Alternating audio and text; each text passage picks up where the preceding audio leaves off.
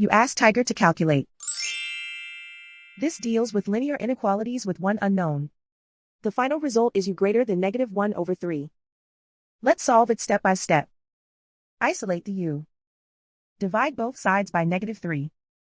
Whenever you multiply or divide by a negative, reverse the inequality sign.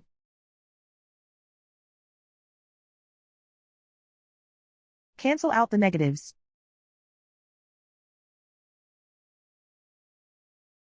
Simplify the fraction.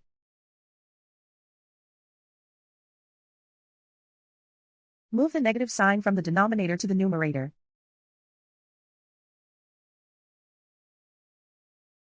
Plot the solution on a coordinate grid. And so the final result is u greater than -1/3.